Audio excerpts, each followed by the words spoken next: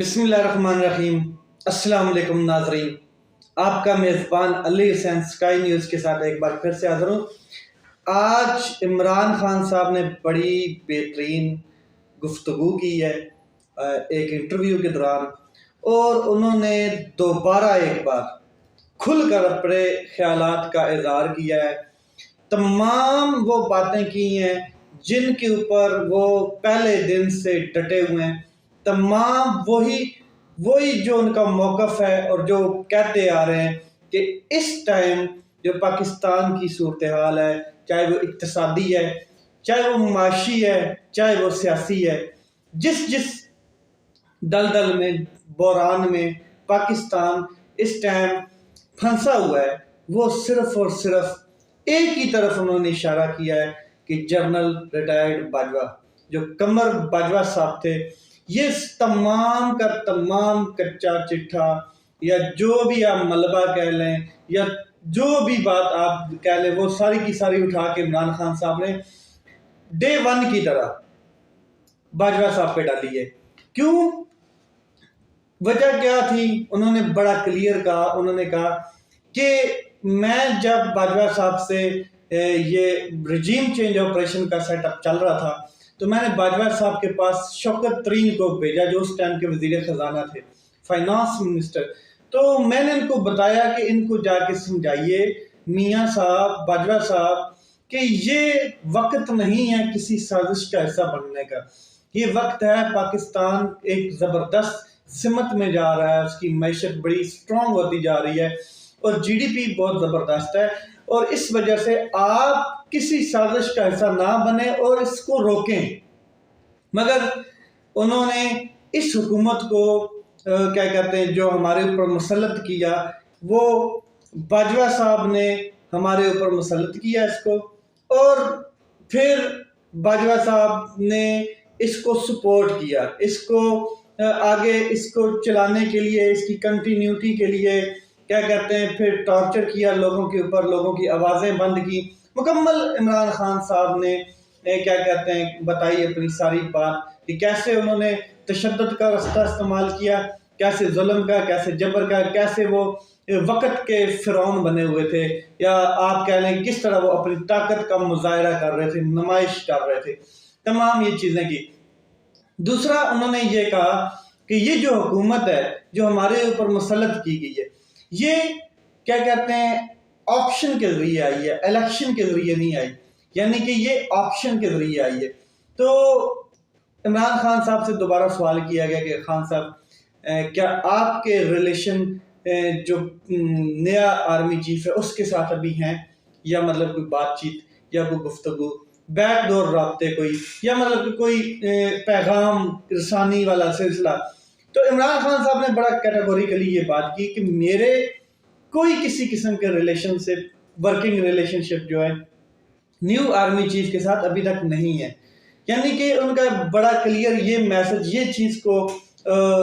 ہٹ کرتا ہے، یا یہ جو بڑا انہوں نے کلیئرلی کہا ہے کہ میرے ان کے ساتھ کوئی تعلق نہیں ہے۔ اس کا مطلب یہ ہے کہ پی ڈی ایم کے ساتھ بھی ان کا کوئی تعلق نہیں ہے۔ ورکنگ ریلیشنز جو ہیں، جو ہم پیچھے پاسٹ میں دیکھتے آئے ہیں کہ کس طرح پاکستان آرمی کیا کہتے ہیں سپورٹ کرتی رہی ہے پرانی پالیسیز کے حساب سے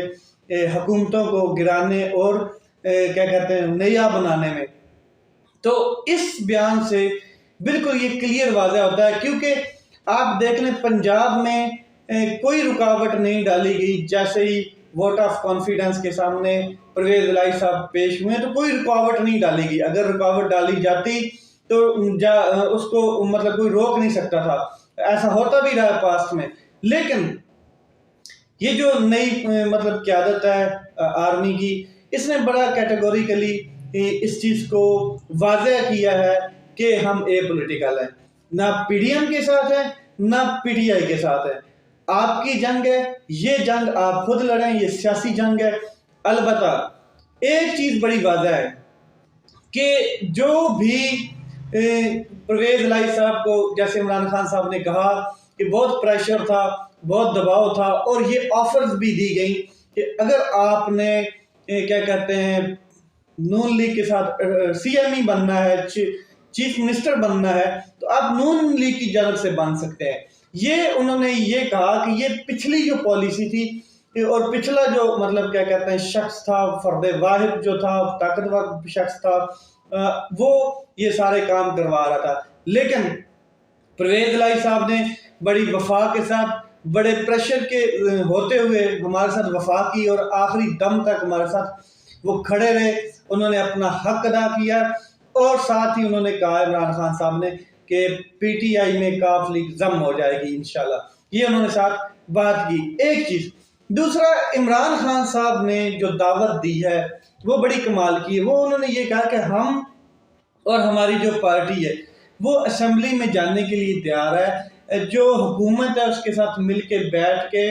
ایک مدعے کے اوپر 1 پوائنٹ ایجنڈا جو ہے اس کے اوپر کام کرنے کے لیے تیار ہے، اور وہ ہے انٹرم گورنمنٹ نگران سیٹ اپ کے لیے، یہ نہیں کہ کسی اور ایجنڈے کے اوپر۔ اور میں خود بھی اگر مجھے کوئی اس طرح کی مطلب بات ہے تو میں خود بھی یہ بات تسلیم کرتا ہوں کہ میں ان کے ساتھ گفتگو کرنے کے لیے تیار ہوں اگر یہ نگران حکومت کے اوپر بات کرتے ہیں، نگران سیٹ اپ کے لیے بھی بات کرتے ہیں۔ اس کے علاوہ دوسری کوئی بات انہوں نے نہیں کی۔ دوسرا، پنجاب اسمبلی تو ڈیزولو ہوگی، کے پی کے اسمبلی بھی ڈیزولو کر دی گئی ہے، اس کی بھی سمری گورنر کو سینڈ کر دی گئی ہے اور اس کے اوپر دستخط ہو چکے ہیں۔ ایک چیز، پنجاب اسمبلی اور کے پی کے اسمبلی تو اس میں الیکشن ہونے ہی ہونے ہیں، بائی الیکشن ہونے یا ضمنی الیکشن۔ الیکشن کمیشن نے کیا کیا کہ جیسے ہی عمران خان صاحب نے یہ اعلان کیا کہ ہم اسمبلی میں جا کے نگران سیٹ اپ کے لیے اپوزیشن لیڈر اپنا کھڑا کریں گے اور پھر یہ اپوزیشن لیڈر جو ہے وہ مل کے حکومت کے ساتھ نگران سیٹ اپ بنائے گا، تو سپیکر اسمبلی نے 35 نشستیں جو تھیں جن کے اوپر استعفے آئے ہوئے تھے پی ٹی آئی کی جانب سے، ان کو قبول کر لیا فوری طور پر اور ڈی نوٹیفیکیشن بھی جاری کر دیا۔ ڈی نوٹیفیکیشن جاری کرنے کے بعد ظاہر ہے وہ نشستیں خالی ہو جاتی ہیں، اس کے اوپر بائی الیکشن ہوتا ہے اور بائی الیکشن جو ہے وہ 90 ڈیز کے اندر ہونا ہوتا ہے، جس کے اوپر عمران خان صاحب نے خود فیصلہ کیا ہے کہ میں 35 سیٹوں کے اوپر میں خود الیکشن لڑوں گا۔ اب نون لیگ اور پی ڈی ایم جو ہے ساری چون کا مربع وہ سارے پھنس گئے ہیں، وہ ان کے پاس کینڈیڈیٹ ہی نہیں ہے کہ وہ کس کو آپ عمران خان کے سامنے لا کر کھڑا کریں کہ اتنا مضبوط کینڈیڈیٹ کون ہے۔ اور میں آپ کو ایک اور بڑی مزے کی بات بتا دوں کہ پی ڈی ایم میں بہت تکڑی پھوٹ پڑی ہے اور پی ڈی ایم جو ہے اندر ہی اندر ٹوٹی پڑی ہے۔ نون لیگ جو ہے اس کے کچھ ارکان جو ہیں وہ کیا کہتے ہیں پی ٹی آئی کے ساتھ بھی ان کے رابطے ہیں، بیک ڈور رابطے آپ کہہ سکتے ہیں، لیکن وہ عمران خان کے سامنا کرنے کے لیے تیار نہیں۔ اس لیے پی ڈی ایم نے صاف انکار کر دیا کہ ہم بائی الیکشن اگر ہوتا ہے تو اس کیس میں عمران خان صاحب کے سامنے بائی الیکشن میں ہم اپنا کینڈیڈیٹ نہیں کھڑا کریں گے۔ بھاگ گئی الیکشن سے، جیسے کافی ٹائم سے بھاگتی ہوئی، 8 مہینوں میں الیکشن سے کتنی دفعہ عمران خان صاحب نے اپنی حکمت عملی کے ساتھ ان کو گھسیٹ کر الیکشن کی طرف لایا ہے، یہ پھر بھاگ جاتے ہیں، پھر الیکشن کی طرف لاتے ہیں عمران خان صاحب اپنی حکمت عملی کی طرف، یہ پھر بھاگ جاتے ہیں۔ اب یہ چاہتے ہیں کہ کسی طریقے سے بھی پی ڈی ایم جو ہے وہ الیکشن میں جائے، اور عمران خان صاحب نے بڑا کیٹیگوریکل کہہ دیا ہے انٹرویو کے دوران کہ انشاءاللہ اپریل کے اندر ہم ان کو اتنا مجبور کر دیں گے کہ اپریل تک انتخابات کروانے میں کیا کہتے ہیں کے لیے تیار ہو جائیں گے، یا مطلب آپ یہ کہہ لیں کہ یہ ان کو ہم اتنا ان کے پاؤں کے نیچے زمین گرم کر دیں گے یا ان کی نیندیں اتنی حرام کر دیں گے کہ یہ خود کہیں گے اپریل تک کہ ہم الیکشن کرانے کے لیے تیار ہیں۔ دوسرا، ووٹ آف کانفیڈنس اگر صدر صاحب کہتے ہیں پرائم منسٹر کو، تو شہباز شریف صاحب کے لیے یہ ہے کہ ان کے پاس اگر اکثریت نہیں ہوتی ووٹ آف کانفیڈنس کی، تو اس لیے بھی یہ جو 35 استعفے منظور کیے گئے ہیں، ایکچولی یہ چال یہی تھی کہ 35 استعفے منظور کر لیے جائیں تاکہ ان کے اوپر بائی الیکشن ہو اور پی ڈی ایم کی کچھ نشستیں جو ہیں نون لیگ کی یہ اوپر چلی جائیں جیت کر، مگر کینڈیڈیٹ ہی کھڑا ہونے کے لیے تیار نہیں ہے۔ وہی کہہ رہے ہیں کہ ہم کس حالت میں جائیں عمران خان صاحب کے سامنا کریں، ہمارے پاس کوئی بیانیہ نہیں ہے، ہمارے پاس کوئی مطلب کہ پیسہ بھی نہیں ہے، آگے 4 مہینے بعد پھر الیکشن ہو جانا ہے، اور ادھر بھی پیسہ خرچ کریں ادھر بھی کریں، ادھر سے ہار کے اپنا پیسہ بھی ہاریں، اپنی عزت بھی ہاریں اور اپنی سیاست بھی ہاریں، اور 4 مہینے کے بعد پھر الیکشن ہے، جنرل الیکشن، تو پھر ہمیں مطلب کہ کیا کہتے ہیں الیکشن کا سامنا کرنا پڑے گا، اور اس وقت تک ہماری پوزیشن بالکل ڈاؤن ہو چکی ہوگی۔ تو عمران خان صاحب نے ان کو ایک جال کے اندر بڑا بہترین طریقے سے گھما کے نا پھنسا دیا ہے، اور یہ بڑے پختہ طریقے سے اب پھنس چکے ہیں، اب ان کا نکلنا بڑا مشکل ہے۔ جو پرائم منسٹر صاحب سوچ رہے تھے کہ اگر میں ووٹ آف کانفیڈنس لینے میں ناکام ہوتا ہوں تو میرے پاس نشستیں زیادہ ہو جائیں گی، بائی الیکشن کی وجہ سے ہم دوبارہ الیکشن جو بائی الیکشن کرائیں گے ان 35 سیٹوں کے اوپر، تو نشستیں کو جیت کے میں رن الیکشن میں جیت جاؤں گا، وہ بھی اب کیا کہتے ہیں ان سے نہیں ہو پائے گا، کیونکہ کینڈیڈیٹ ہی نہیں کھڑا ہونے والا ان کا کوئی، تو پھر نشستیں کیسے ہوں گی، ایک چیز۔ دوسرا، جو انہوں نے فوری نشستیں استعفے منظور کیے ہیں، وہ اس کی ایک پیچھے یہ بھی خیال تھا کہ یہ اپنا اپوزیشن لیڈر کھڑا کریں گے، اپوزیشن لیڈر پھر بھی یہ کھڑا کریں گے، 70 کے قریب ان کی نشستیں پھر بھی ہیں، اکثریت ان کی پھر بھی زیادہ ہے، اپوزیشن لیڈر تو پھر بھی پی ٹی آئی کا ہی بنے گا، یا تو ان کو سارے کے سارے استعفے منظور کرنے پڑیں گے، اگر سارے کے سارے